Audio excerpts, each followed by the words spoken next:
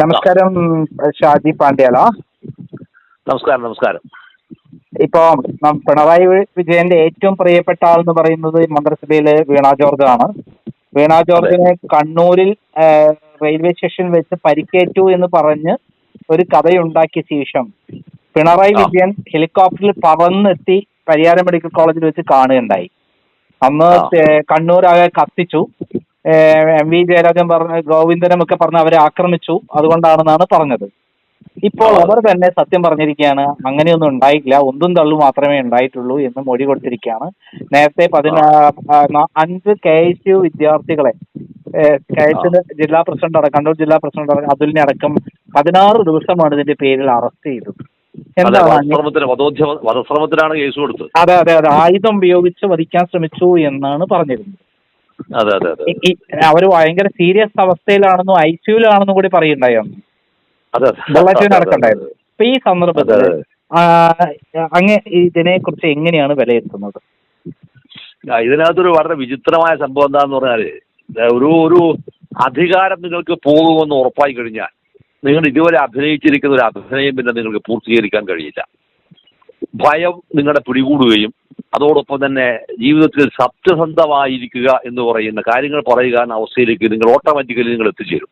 പ്രത്യേകിച്ച് നിങ്ങൾ വിശ്വാസിയാണ് എങ്കിൽ, നല്ല വിശ്വാസിയാണെങ്കിൽ ഓട്ടോമാറ്റിക്കലി നിങ്ങൾ അതിലേക്ക് എത്തിച്ചേരേണ്ടി വരും. അങ്ങനെ എത്തിച്ചേരുന്ന വളരെ വളരെ ഗംഭീരമായ ഒരു അധ്യായമാണ് വീണ ജോർജിന്റെ ഭാഗത്ത് നിന്ന് ഇപ്പോൾ ഉണ്ടായിട്ടുള്ളത്. അതിനു മുൻപ് ഇത്രമേൽ അഹമ്മതിയും ഇത്രമേൽ അധാർമികതയും ഇത്രമേൽ അഹങ്കാരവും ഇത്രമേൽ അന്ധബോധ്യങ്ങളും പ്രയോഗിച്ചിരിക്കുന്ന ഒരു മന്ത്രിയും ഒരുപക്ഷെ ഈ കേരളത്തിൽ ഈ പിണറായി വിജയൻ മന്ത്രിസഭയ്ക്കകത്ത് ഉണ്ടാവാതിരിക്കാനുള്ള കാരണം എന്താന്ന് പറഞ്ഞാൽ 2 വിഷയമാണ്. ഒന്ന്, ഈ കേരളം കണ്ടിരിക്കുന്ന ഏറ്റവും നിഷ്ഠൂരനും ദുഷ്ടനും നീചനുമായ ഒരു മുഖ്യമന്ത്രി. ആ മുഖ്യമന്ത്രിക്കകത്ത് അയാളുടെ സർവ്വ വിവരക്കേടുകളും അഴിഞ്ഞാടാനുള്ള മറ്റൊരാളായി ഒരു ചെസ് ബോർഡിനകത്ത് കരുക്കളിനകത്ത് വെക്കാനൊരു പോൺ മാത്രമായി സത്യത്തിൽ ഈ വീണ ജോർജിനെ ഇയാൾ ഉപയോഗിക്കുകയായിരുന്നു. അല്ലെങ്കിൽ അത് അത്തരം ഒരു കരു മാത്രമായി കാണുകയായിരുന്നു. ഇത്തരം ഒരു കരുവായി കണ്ടതോടെ സത്യത്തിൽ ഈ വിജയൻ എന്ന് പറയുന്ന ആളെന്താ പറഞ്ഞാൽ അയാൾക്ക് പ്രാഥമികമായ അറിവില്ലാത്തൊരു മനുഷ്യനാണ് അയാൾ. അറിവ് എന്ന് പറയുന്നത് മറ്റൊരു നമ്മളെ പറയാ ജ്ഞാനസിദ്ധി എന്ന് പറയുന്ന സാധനമുണ്ട് മനുഷ്യന് കിട്ടേണ്ടത്. അങ്ങനെ ഒരു സംഭവം ഇല്ലാത്ത ഒരാളാണ് അയാൾ അങ്ങേയറ്റം അന്ധബോധ്യങ്ങളിലും അന്ധവിശ്വാസങ്ങളിലും ജീവിക്കുന്ന ഒരാളാണ് അയാൾ. അപ്പൊ അതുകൊണ്ട് തന്നെ അയാളിൽ നിന്ന് നിങ്ങൾ ഒരിക്കലും നീതിയും പ്രതീക്ഷിക്കാനില്ല. പക്ഷെ അനീതി മാത്രം നിരന്തരമായി ചെയ്തുകൊണ്ടിരിക്കുന്ന ഒരാൾക്ക് അതുപോലെ ആക്കി തീർക്കാനും ഉപയോഗിക്കാനും പറ്റിയിരിക്കുന്ന ആളായി വാസ്തവത്തിൽ വീണ ജോർജ് പരിണമിക്കപ്പെടുകയായിരുന്നു. ഇങ്ങനെ പരിണമിക്കപ്പെട്ടപ്പോൾ നമ്മൾ ഇതിന് മുൻപ് നമ്മൾ കാണേണ്ടുന്ന ഒരു പ്രധാനപ്പെട്ട വിഷയം എന്താ പറഞ്ഞാൽ, കേരളത്തിലെ ഏറ്റവും കൂടുതൽ ആളുകൾ ബഹുമാനിക്കുകയും ഏറ്റവും കൂടുതൽ ബുദ്ധിപരമായി തീരുമാനങ്ങൾ എടുക്കുന്നുണ്ടാക്കുന്ന കർക്കശത, ഒരു പാർട്ടി കേരളത്തിലേക്ക് ഉണ്ടാക്കുന്ന നിറഞ്ഞ ഉത്തരവാദിത്വം, ഇതെല്ലാം കാണിച്ച ഏറ്റവും അതിപ്രഗത്ഭയായ ആളായിരുന്നു മരിച്ചുപോയിട്ടുള്ള സഖാവ് ഗൗരിയമ്മ. ഈ ഗൗരിയമ്മയെല്ലാം കാണിക്കുന്ന ചില ഉദ്യോഗസ്ഥന്മാരോട് കാണിക്കുന്ന ചില ധിക്കാരപൂർവ്വം ചില ഉശിരാർന്ന ചില തീരുമാനങ്ങൾ നിലപാടുകളിൽ ഉണ്ടാവും. അതെടുക്കുന്നത് എന്താ വെച്ചാൽ അത് അവരെക്കാൾ IAS ഉദ്യോഗസ്ഥനേക്കാൾ കൂടുതൽ അറിവും അനുഭവ പരിചയവും എനിക്കുണ്ട് എന്ന് പറയുന്ന അനുഭവത്തിന്റെ അടിസ്ഥാനത്തിലാണ് അവർ ആ സാധനം പ്രയോഗിക്കുന്നത്. മറുഭാഗത്ത് വരുന്ന നക്സലൈറ്റ് മൂവ്മെന്റിന്റെ ഭാഗമായി വന്നിട്ടുള്ള സഖാവ് K അജിത, കഴിഞ്ഞ തവണത്തെ അപ്പുറത്തെ തവണ മന്ത്രിസഭയായിരിക്കുന്ന മേഴ്സിക്കുട്ടിയമ്മ. നമുക്ക് ഇങ്ങനെ വരാവുന്ന ഒരുപാട് സ്ത്രീകളെ നമ്മൾ പരിചയപ്പെട്ടിട്ടുണ്ട്. പാർട്ടി കേഡർമാരായും അല്ലാതെയും നമ്മൾ പരിചയപ്പെട്ട ഒരുപാട് ആൾക്കാർ. പക്ഷെ ഇതിൽ നിന്നെല്ലാം തന്നെ ഭിന്നമായി ഇത്തരത്തിലാക്കി ഒരു അനുഭവ സമ്പത്തും ഇല്ലാതെ കേവലം ഒരു വിഷ്വൽ മീഡിയക്കകത്ത് നിന്ന് അത്യാവശ്യം സ്ഫുടമായി കാര്യങ്ങൾ സംസാരിക്കാൻ കഴിയുമെന്നുണ്ടായിരിക്കുന്ന ഭാഷാശുദ്ധിയുടെ മേലെ മാത്രം ഒരാൾ മന്ത്രിസഭയിലേക്ക് എത്തുകയും ആ മന്ത്രിസഭയിലേക്ക് എത്തിയിരിക്കുന്ന ഒരാളുടെ സർവമാന നീചത്തരങ്ങളും ഇംപ്ലിമെന്റ് ചെയ്യാനുള്ള ഒരു ടൂൾ മാത്രമായി, ഒരു ഫോൺ മാത്രമായി കശക്കിയെറിഞ്ഞ് ഉപയോഗിക്കുകയും ചെയ്തിരിക്കുന്ന ഒരു സ്ത്രീ അല്ലെങ്കിൽ ഒരു മന്ത്രി. ആ മന്ത്രി അവസാനം എന്ത് പറയാന്നറിയോ? എന്നെ ഈ തരത്തിലൊന്നും ചെയ്തിട്ടില്ല എന്ന് പറയാന്ന് പറഞ്ഞ അർത്ഥം എന്താണെന്ന് പറഞ്ഞാൽ ബാക്കിയുള്ളവർ പറഞ്ഞത് മുഴുവൻ നുണയായിരുന്നു എന്നാണ്. പാർട്ടി സെക്രട്ടറി ഗോവിന്ദൻ എന്ത് മറുപടി പറയും? ഈ കേരളം കണ്ടിരിക്കുന്നത് ഏറ്റവും കൂടെ നുണ പറയുന്നതിനടുത്ത് PhD എടുത്തിരിക്കുന്ന ഒരാളാണ് MV ജയരാജൻ എന്ന് പറഞ്ഞ കണ്ണൂക്കാരൻ. വായി തുറന്നിനോ വിവരക്കേടും വിഡ്ഢിത്തവും കളവും അല്ലാതെ പറയില്ല. അത് മാത്രമല്ല അത് പറയുന്നത് മൂപ്പരുടെ കാരണം മൂപ്പർക്ക് വന്നു ഭയങ്കര സംഭവം എന്താ പറയുക പാതാളത്തങ്ങ കണ്ടെത്തിക്കൊണ്ടുവരുന്നതാണെന്ന് പറയാൻ പടു വിവരക്കേടുപിടുത്തു. ഇങ്ങനെ വരാവുന്ന കുറെ വിവരക്കേടുണ്ടായിരിക്കുന്ന ആളുകൾ ഈ കേരളീയ പൊതുസമൂഹത്തിൽ പറഞ്ഞതിന്റെ ഫലം എന്തായിരുന്നു? കണ്ണൂർ ജില്ല പൂർണ്ണമായി വന്ന് കത്തുകയാണ് ചെയ്തത്. എത്ര കോൺഗ്രസ് ആഫീസുകളാണ് അടിച്ചുപൊളിച്ചത്, എത്ര ലീഗിന്റെ ആഫീസുകളാണ് അടിച്ചുപൊളിച്ചത്, എത്ര ആളുകളാണ് വീട്ടിൽ പോലും കിടന്നുറങ്ങാൻ കഴിയാത്ത അവസ്ഥ. എന്തിനായിരുന്നു ഈ സ്ത്രീ ഈ വിഷയം, ഈ മന്ത്രി ഈ വിഷയം ഉണ്ടാക്കി തീർത്തത്? ഒരാളോട് നീതി കാണിക്കാൻ, ഒരാളോട് മാത്രം നീതി കാണിക്കാനാണ്. ആരോടാണത്? ഈ വിജയൻ എന്ന് പറയുന്ന കപ്പിത്താനോട്, ഇവരുടെ ഭാഷയിൽ പറഞ്ഞാൽ കപ്പിത്താനോട്, കാരണഭൂതനോട് വിധേയത്വം കാണിക്കാനുള്ള അന്ധബോധത്തിന്റെ ഭാഗമായി അതിനകത്ത് മൂപ്പറത്ത് പോളിംഗ് പ്രവേശനം കിട്ടുമെന്നോ ധരിച്ചു പോയിരിക്കുന്ന ഒരു അങ്ങേയറ്റം വിവരദോഷിയായിരിക്കുന്ന ഒരു സ്ത്രീയുടെ ജൽപ്പനമായിരുന്നു വാസ്തവത്തിൽ ഈ 5 കുട്ടികളെ നിങ്ങൾ അറിയേണ്ടത്. അതിനകത്ത് വരുന്ന ഒരു വിഷയം, ഈ 5 കുട്ടികളുടെ പേരിലും കൊലക്കേസിലാണ് കേസെടുത്തത്, അല്ലേ? വധോശ്രമത്തിലാണ് കേസെടുത്തത്. ഈ കേസെടുക്കുമ്പോൾ ഞാൻ പലതവണയായി പറയുന്നതാണ്, ബ്രണ്ണൻ കോളേജിൽ നിന്ന് വിജയൻ പഠിച്ചിരിക്കുന്ന ബ്രണ്ണൻ കോളേജ്, ഇയാൾ പറഞ്ഞ ബ്രണ്ണൻ കോളേജിലെ വലിയ മുത്താൻപതി വടായി വിടുന്നുണ്ടല്ലോ, അവിടെ നിന്ന് നക്സലൈറ്റ് മൂവ്മെന്റിന്റെ ഭാഗമായി പോലീസ് സ്റ്റേഷൻ ആക്രമിക്കാൻ പോയിരിക്കുന്ന കുട്ടികളുണ്ടായിരുന്നു. ആ കുട്ടികൾക്കകത്ത് ഒരാൾ പ്രധാനപ്പെട്ടിരിക്കുന്ന ഒരാളായിരുന്ന സദാ കോറത്തു ദാസാട്ടൻ മരിച്ചുപോയി. ചൂരൈ ചന്ദ്രമാഷ് ഇപ്പോഴും വളരെ സജീവമായി ഇടതുപക്ഷ രാഷ്ട്രീയത്തിന്റെ ഭാഗത്തായിരിക്കുന്ന എന്റെ ഗുരുദാവൻ കൂടിയായിട്ടുള്ള സഖാവ് ചൂരൈ ചന്ദ്രമാഷ് അന്നത്തെ വിദ്യാർത്ഥിയാണ്. ഡോക്ടർ ഇ ബാലകൃഷ്ണൻ, എണ്ടൂർക്കാവിന്റെ അടുത്ത് താമസിക്കുന്ന doctor E Balakrishnan parcel doctorate എടുത്തിരിക്കുന്ന മനുഷ്യനാണ് അദ്ദേഹം. പിന്നെ ഒരു പയ്യന്നുണ്ടാക്കിയ സഖാവ് കുഞ്ഞികൃഷ്ണൻ. ഇങ്ങനെ വരുന്ന ആളുകളെ ഇവരെ പേരിൽ കേസ് രജിസ്റ്റർ ചെയ്യാൻ പാടില്ല എന്ന്. കാരണം അവർ പഠിക്കുന്ന കുട്ടികളാണ്, വിദ്യാർത്ഥികളുടെ പേരിൽ കേസ് രജിസ്റ്റർ ചെയ്യാൻ പാടില്ല. അത് പാർട്ടിയുടെ CPI CPM 2 പാർട്ടികളുടെ പൊതു തീരുമാനമായിരുന്നു കുട്ടികളുടെ പേരിൽ കേസ് രജിസ്റ്റർ ചെയ്യാൻ പാടില്ല എന്ന്. കാരണം കുട്ടികൾ നാളത്തെ ഭാവിയുടെ വാഗ്ദാനങ്ങളാണത്. ഈ ഒരു വലിയ രാഷ്ട്രീയവും ധാർമ്മികവുമായ ഉത്തരവാദിത്വത്തിന് മേലെ കേസ് രജിസ്റ്റർ ചെയ്യുമെന്ന ഘട്ടം വന്നപ്പോൾ അതിന് ഒരു ഡിഫൻസ് കമ്മിറ്റി ഉണ്ടാക്കി.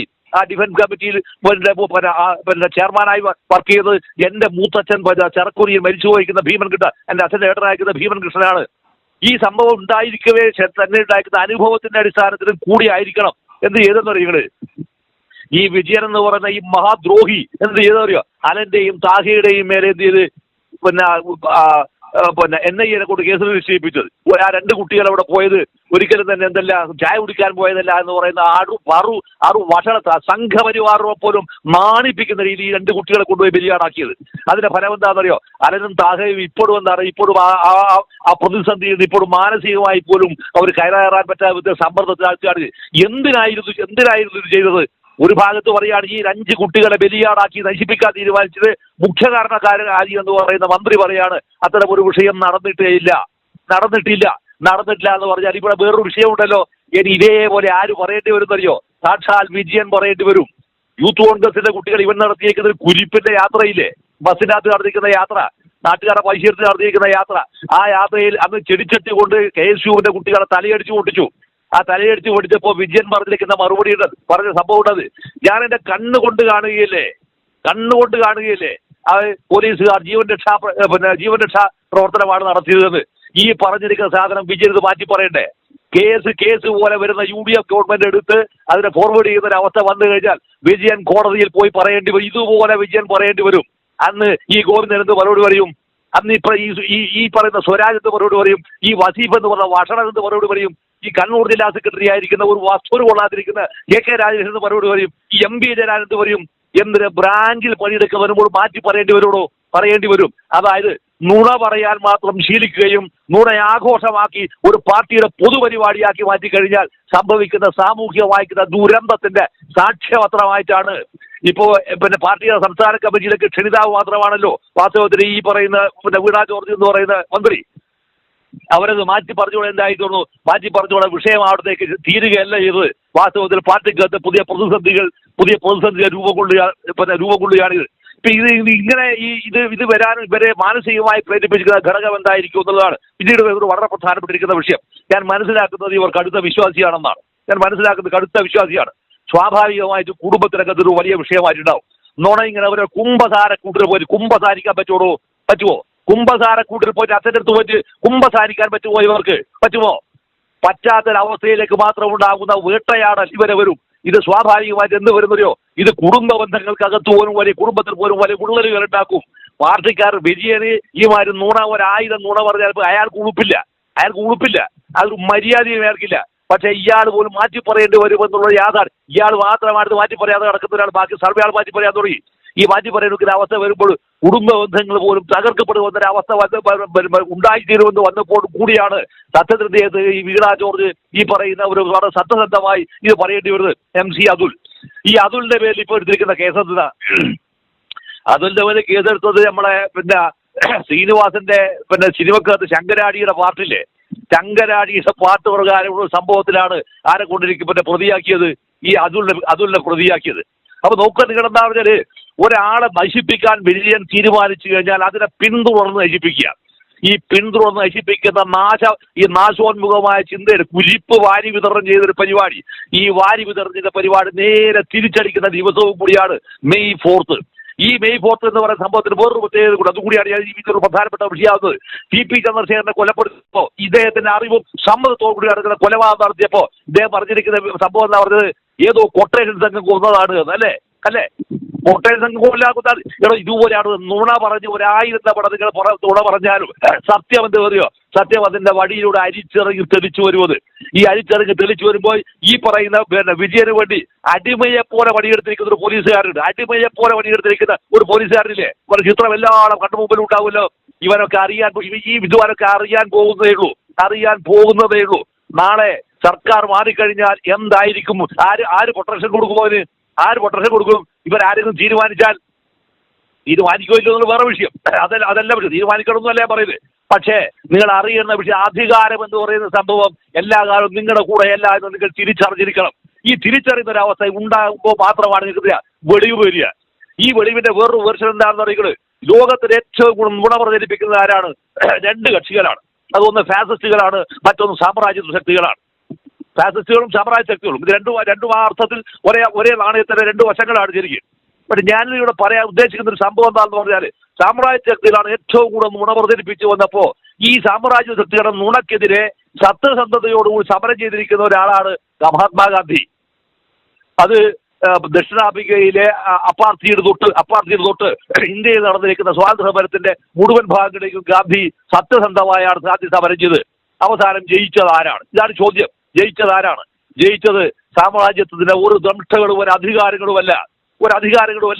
അത്തരത്തിൽ നയിക്കുന്ന ഒരു അധികാരത്തിന്റെയും ഒരു ആയുധത്തിന്റെയും ബലമൊന്നുമില്ലാതെ മനുഷ്യന്റെ സംഘശക്തിയെ സ്വാഭാവികമായി ചേരുന്ന പ്രതിരോധ ശക്തിയെ പ്രകാശിപ്പിക്കുകയും ജ്വലിപ്പിക്കുകയും ചെയ്തതിന്റെ ഫലമായിട്ടും കൂടിയാണ് ഇറങ്ങിപ്പോണ്ടി വന്നത്, ബ്രിട്ടീഷുകാരന് ഇറങ്ങിപ്പോണ്ടി വന്നത്. ജയിച്ചത് ആരാണ്? സാമ്രാജ്യത്വമല്ല.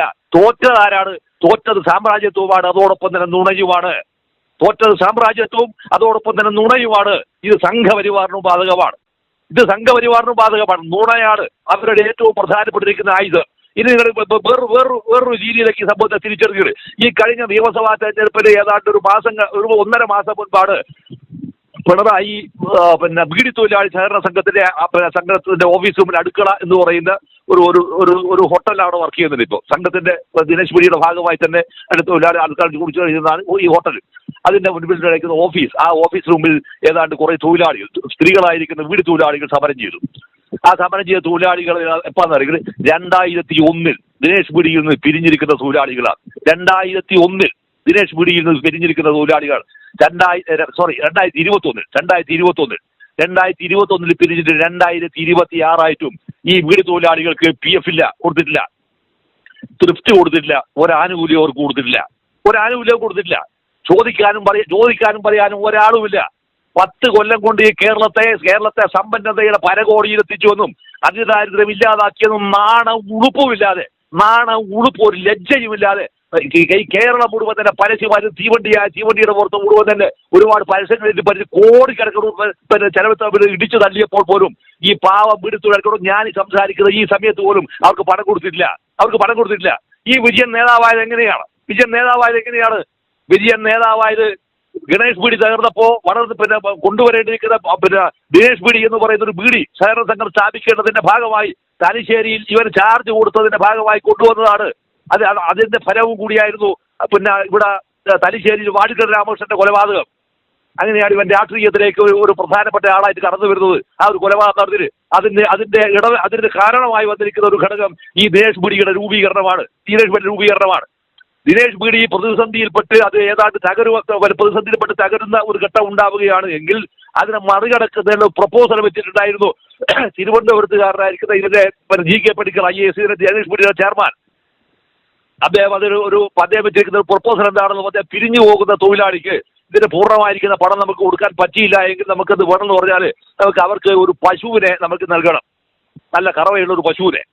ഒരു പശുവിന് എന്ത് ചെയ്യണം, പശുവിന്റെ പാല് ഈ തൊഴിലാളി കറന്നിട്ടെന്ത് വേണമെന്ന് പറഞ്ഞാൽ അത് ബീഡി കമ്പനിയിൽ തന്നെ താൻ എവിടെയാണോ ഏത് കമ്പനിയിലാണോ ജോലി ചെയ്ത് ആ ജോലി ചെയ്തിരിക്കുന്ന കമ്പനിയിൽ തന്നെ അവിടെ കൊടുക്കണം. അവിടെ നിന്ന് ക്ഷീരോത്പാദന സഹകരണ സംഘത്തിന്റെ ഉത്തരവാദിത്തത്തിൽ അവർ വന്നിട്ട് സാധനം കൊണ്ടുപോയിക്കോളും.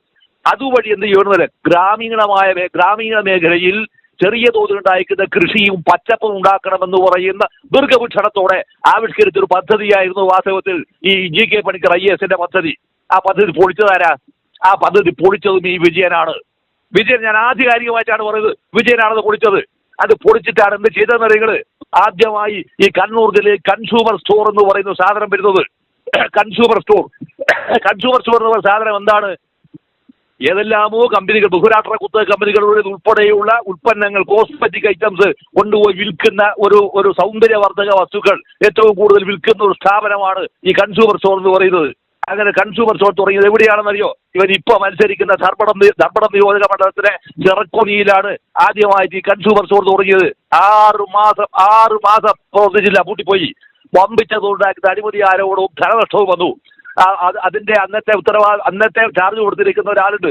ഇപ്പൊ പാർട്ടി ഏരിയ കമ്മിറ്റിയിൽ അത് പുറത്തുപോയി. പിന്നെ എല്ലാ കമ്മിറ്റി അതുപോലെ CHUവിന്റെ എന്തോ ഒരു സാധനം കൊണ്ട് ഇപ്പൊ അയാൾ നടക്കുന്നുണ്ട്. അയാൾ അത് പൊളിച്ചതിന് ശേഷം രണ്ടാമതായിട്ട് പിന്നെ തുടങ്ങിയത് എവിടെയാണെന്ന് പറയുന്നത്? പിണറായിലാണ് തുടങ്ങിയത്. പിണറായി ഓലമ്പലത്ത് പിന്നെ അതായത് AKG സ്മാരക സ്കൂളിലേക്ക് പോകുന്ന ബസ് സ്റ്റോപ്പിന്റെ അടുത്ത് വരുന്ന ഒരു കെട്ടിടത്തിനകത്താണ് കൺസ്യൂമർ സ്റ്റോർ തുടങ്ങിയത്. അത് പൊളിച്ചു. ഈ 2021 കാലഘട്ടത്തിൽ 2016-21 കാലഘട്ടത്തിൽ ആരോഗ്യമന്ത്രിയായിരുന്ന ശൈലജ ടീച്ചറെ മാറ്റി ഒന്നിനും കൊള്ളാത്ത ഈ വീണ ജോർജിനെ കൊണ്ട് ആരോഗ്യമന്ത്രിയാക്കിയതിന്റെ പിന്നിൽ രഹസ്യം എന്താണ്? ഒന്നുമല്ല, ആ സംഭവത്തിന് എന്താണ് ഏറ്റവും കൂടുതൽ കൊള്ളയടിക്കാനുള്ള ഒരു സ്ട്രൈക്കറാക്കി ഇവരെ മാറ്റണം. അതൊന്ന്.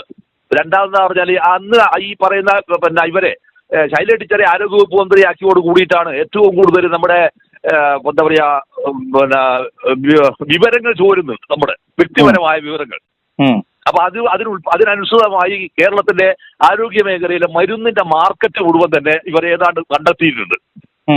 അതാണ് വളരെ കുപ്രസിദ്ധമായ സ്ട്രിംഗർ അഴിമതി എന്ന് പറയുന്ന സാധനം വരുന്നത്. അപ്പൊ ഈ തരത്തിലുണ്ടായിരിക്കും സാധനം കൊണ്ടുവന്നാൽ പിന്നെ അതിന്റെ വില കുറെ കൂടി ആഴത്തിൽ ഈ സംഭവത്തെ കടക്കണമെങ്കിൽ ഇത് വേണം. അതിനകത്ത് വന്നിരിക്കുന്ന ഒരു വിഷയം എന്താണെന്ന് പറഞ്ഞാൽ പിന്നെ ഈ കോവിഡിന്റെ ഒരു വിഷയം വരുന്നുണ്ടല്ലോ ഇതിനകത്ത്. അപ്പൊ അതോടുകൂടി എന്താ പറയുക, ശൈലജ ടീച്ചർക്ക് ഒരു വ്യാജ നിർമ്മിതിയിലൂടെ മൂപ്പർ ഗംഭീരമാണ് എന്ന് പറഞ്ഞ സാധനം വരുന്നുണ്ട് ഇതിനകത്ത്. അത് തന്റെ വ്യക്തിത്വത്തിന്, തന്റെ പ്രഭാവലയത്തിന് മങ്ങലേൽപ്പിക്കുമോ എന്നുള്ള സംശയം കൂടി ഉണ്ടായപ്പോൾ അവർ സാക്ക് ചെയ്തു. അവർ സാക്ക് ചെയ്തപ്പോൾ പിന്നെ കിട്ടേണ്ടിരിക്കുന്ന സ്ട്രൈക്കർ ആരാണ്? ആ സ്ട്രൈക്കർ എന്ന് പറഞ്ഞാൽ ഇദ്ദേഹം എന്തോ ഭയങ്കരനാണ്, കാരണഭൂതനാണ്, കപ്പിത്താണെന്നൊക്കെ പറഞ്ഞ് ഭ്രമിച്ചു പോയിരിക്കുന്ന ഒരു എന്താ പറയാ ദീർഘവീക്ഷണമോ അല്ലെങ്കിൽ വിവേചന ബുദ്ധിയോ അങ്ങനെ എന്തെങ്കിലും തരത്തിലുണ്ടായിരിക്കുന്ന ക്വാളിറ്റി പൂർണ്ണാർത്ഥത്തിൽ ഇല്ല എന്ന് ഇയാൾക്ക് ബോധ്യപ്പെട്ടിരിക്കുന്ന ഒരാളെ, അല്ലെങ്കിൽ എനിക്ക് സമ്പൂർണ്ണമായി കീഴ്പ്പെടുത്താൻ പറ്റുമെന്ന് തോന്നിയിരിക്കുന്ന ഒരാളെ കൊണ്ടുപോയി ഇരുത്തണം. അങ്ങനെ കൊണ്ട് ഇരുത്തിയതാണ് ഇവര്. അതിന്റെ ഫലം എന്താണ്? ഈ ആരോഗ്യ മേഖല ചൂട് മുടിഞ്ഞു എന്നുള്ളതാണ്. ആരോഗ്യ മേഖല ചൂട് പൊടിഞ്ഞു. അത് നമ്മളെ മലബാർ ഭാഷയിൽ പറഞ്ഞ അക്കമില്ലാത്ത പത്തായം അഴിച്ചാലില്ലാത്തൊരവസ്ഥയുണ്ട്. അക്കമില്ലാത്ത പത്തായം ഉളികൊണ്ട് സാധാരണ നിലയിൽ എന്തോ പറഞ്ഞ് അറിയായിരിക്കുമല്ലോ. അത് ഉളികൊണ്ട് തന്നെ അതിന്റെ മുകളിൽ പിന്നെ റോമൻ നമ്പറിനകത്ത് ഈ പിന്നെ നമ്പർ എഴുതി വെക്കും അതിനകത്ത്, അതിന്റെ ഓരോ ഷട്ടറിനും. അതിൽ ഏതെങ്കിലും ഈ സാധനം ഇല്ല, ഷട്ടറിന് സാധനം ഇല്ല എങ്കിൽ അത് അഴിച്ചാൽ പിന്നെ നിങ്ങൾക്ക് കൂട്ടി യോജിപ്പിക്കാൻ കഴിയില്ല ഒരിക്കലും കൂടി. അത്ര പ്രഗത്ഭനായ ആശാരി വന്നാൽ പോലും കൂട്ടി യോജിപ്പിക്കാൻ അതുപോലെ ഇല്ലാത്തൊരവസ്ഥയിലേക്കാണ് വാസ്തവ ആരോഗ്യ മേഖലയെ നശിപ്പിച്ചത്. അതിന്റെ ദുരന്തമാണ് നമ്മളിപ്പോൾ ഇത് ഓരോ തവണ അവസാനം മെഡിസിപ്പ് പോലെ ഉണ്ടായ സംഭവത്തിലാണ് നമ്മൾ കാണുന്നത്. ഇതിനകത്ത് എല്ലാം നടന്ന് സമ്പൂർണ്ണമായിരിക്കുന്ന അഴിമതിയാണ്. അതിന് ഏറ്റവും ഭീകരമായ ചിത്രമായിരുന്നു വാസ്തവത്തിൽ ആശാവർക്കർമാരുടെ സമരത്തിന്റെ വിഷയം വന്നത്. അപ്പൊ ഇതെല്ലാം ഇങ്ങനെ വരുമ്പോ ഈ പറയുന്ന വീണ ജോർജിന് കുമ്പസാര പോയി കുമ്പസാരിക്കുമ്പോൾ ഉണ്ടാകുന്ന മാനസിക സമ്മർദ്ദത്തിന്റെ ഫലമായി കൂടിയായിരിക്കാം ഞാൻ സത്യസന്ധമായി എന്നെ ഈ പറയുന്ന കുട്ടികൾ എന്നെ ഒന്നും ചെയ്തിട്ടില്ല എന്ന് പറഞ്ഞത് ഇയാൾ ഇപ്പോഴും പറഞ്ഞിട്ടില്ല. അതിന് പകരം ഇയാൾ ചെയ്ത പണി എന്തെന്നാ? അതിന് പകരം ഇയാൾ ചെയ്തത് ഇയാളുടെ മകനെ എവിടത്തേക്ക് പറഞ്ഞയച്ചു? ഇയാള് ഗുരുവായൂർ അമ്പലത്തിലേക്ക് പറഞ്ഞയച്ചു. മകനെ ഗുരുവായൂർ അമ്പലത്തിലേക്ക് പറഞ്ഞയച്ചു. എന്തിനാണ്? അവിടെ പോയിട്ട് ഏത് കല്ലിനെ കൂടെ തോന്നിട്ടാണ് ഇയാൾ പാവാസം കിട്ടാൻ പോകുന്നത്? അത് ഇയാളിപ്പോ എന്ന് പറഞ്ഞാൽ ഏതാളെ നിങ്ങൾ എടുത്തു നോക്കോ, ഇയാളുമായി ബന്ധമില്ലാത്ത ആളുകളെ മുഴുവൻ തന്നെ ഇയാൾ ശിലയാക്കി മാറ്റുകയാണ് ചെയ്യുക. അതില്ല, ശിലയാക്കി മാറ്റുകയാണ് ചെയ്യുക. ഈ ശാപമോക്ഷം കിട്ടുന്നത് എങ്ങനെയാണ്? ഇയാളുടെ പാദസ്പർശം കിട്ടിയാൽ ആള് രക്ഷപ്പെട്ടു. ഈ പാദസ്പർശം കിട്ടാതെ പോയിരിക്കുന്ന ആളാണ് വാദത്തിനാര് ഈ പറയുന്ന ശൈല ടീച്ചർ. പാദസ്പർശം ഏറ്റിരിക്കുന്ന ആളാണ് പിന്നെ സാക്ഷാൽ വീണാ വിജയൻ. എത്തണമെങ്കിൽ ഇദ്ദേഹത്തിന്റെ പാദസ്പർശം ഏൽക്കണമെന്ന് പറയാവുന്ന ഒരവസ്ഥയിലേക്ക് കൊണ്ടുവരികയാണ്. അത്തരം അവസ്ഥയിലേക്ക് കൊണ്ടുവരുമ്പോഴാണ് പിന്നെ ഈ വീണാ ജോർജ് എന്ന് പറയുന്ന ഇവരെന്ത് ചെയ്തത്, ഞാൻ ഈ പാളയത്തിൽ ഇല്ല എന്ന രീതിയിൽ സത്യസന്ധമായി ഒരു കാര്യം പറഞ്ഞ് പബ്ലിക്കിന്റെ മുമ്പിൽ അയാൾ സ്വയം കുറ്റമേറ്റു. അപ്പൊ ഈ കുറ്റമേൽക്കുക എന്ന് പറഞ്ഞാൽ അർത്ഥം എന്താണ്? ഒന്ന് മാത്രമേ ഉള്ളൂ, നിങ്ങൾ സ്വയം പറഞ്ഞിരിക്കണം എന്നുള്ളതാണ്. പറഞ്ഞിരിക്കണം. വിജയനോട് പറഞ്ഞ സംഭവമാണിത്.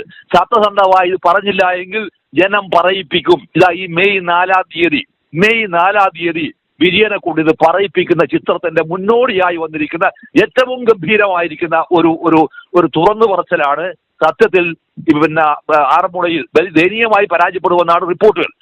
പിന്നെ ആണെന്ന തിരിച്ചറിവിന്റെയും ബലത്തിലും കൂടിയായിരിക്കണം മിക്കവാറും ഒരു ഇത്തരം ഒരു പ്രസ്താവന നടത്തിയിട്ടുണ്ടാവുക, അല്ലെങ്കിൽ സത്യസന്ധമായി പറഞ്ഞിട്ടുണ്ടാവുക എന്നാണ് പിന്നെ എനിക്ക് തോന്നുന്നത്. പിന്നെ അങ്ങനെയാണ് എനിക്ക് തോന്നുന്നത്. Okay, thank you.